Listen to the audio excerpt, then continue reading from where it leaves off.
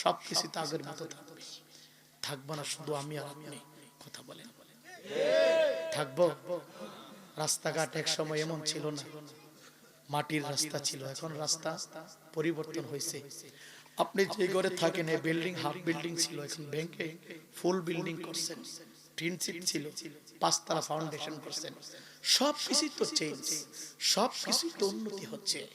এখন আপনি 70 টাকা দামের গজের কাপড় দিয়ে আপনি শার্ট বানান না, কারণ আপনার একটা ছেলে ইটালি, 2টা ছেলে লন্ডন, 3টা ছেলে সিঙ্গাপুর, আপনার ব্যবসা আছে, আপনি 600 টাকা 1200 টাকা গজের কাপড় দিয়া শার্ট বানান। আপনার গায়ে যে গেঞ্জিটা 2-2,500 টাকা দাম। অথচ মানুষ মারা গেলে আজ থেকে 500 বছর আগে মানুষ মারা গেলে যেইভাবে যেই পদ্ধতি থেকে মাটির ঘরে দাফন করা হইতো, 500 বছর পরে মারা গেছে একই পদ্ধতিতে, একই সিস্টেমে, একই নিয়মে 3 টুকরা কাপড় দিয়া তাকে দাফন করা হয়। কথা বলেন ঠিক কিনা?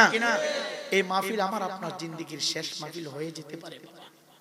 একটু পিছনের ডান দিকে বাম দিকে তাকান তো, 9 বছর আগে না, গত বছর অনেকে ছিল, এই বছর মাহফিল চলছে, অনেকে নাই। আগামী বছর মাহফিল হবে, নিয়ত হয়ে গেছে। আগামী বছর আমি আর আপনি থাকবো কিনা এমন কোন গ্যারান্টি আছে? কথা বলেন আছে? সন্তান বলে মিনহা খলাকনাকুম ওয়া ফিহা নুঈদুকুম ওয়া মিনহা নুখরিজুকুম তারাতান উখরা। মাগো, এই মাটি দিয়ে আল্লাহ তোমার বানাইছিল, ও মা এই মাটির ভিতরে তোমার যত্ন করে রাখছি গো মা, আবার এই মাটির ভিতর থেকে মা তোমারে তুলবে। ও বাবা, তোমারে এই মাটি দিয়ে আল্লাহ বানাইছে, এই মাটির ভিতরে তোমারে রাখছি, আবার এই মাটির ভিতর থেকে আল্লাহ তোমারে উত্তরণ করবে। দেখেন সন্তান বলে এই দোয়া পয়রা পয়রা আপনার বুকের উপর মাটি দিতেছে। আরে কত পাষাণ সন্তান, আপনি শুয়ে আছেন নিচে, আপনার সন্তান আপনার লাশের উপর দাঁড়াইয়া কোদাল দিয়া টানতেছে, মাটিগুলো হাত দিয়া চাপাইতেছে। একটা মানুষ নাই আপন বলার মতো, হাই রে আমার বাবা যেই রুমে থাকতো এই রুমের জ্বালানো ছিল, দরজা ছিল, বাতি ছিল, ফ্যান ছিল, খাট ছিল, বালিশ ছিল, কত কিছুই ছিল। আজকে আমার বাবা একা একা কবরে কেমনে থাকবো, আমার বাবা একা একা কেমনে থাকবো?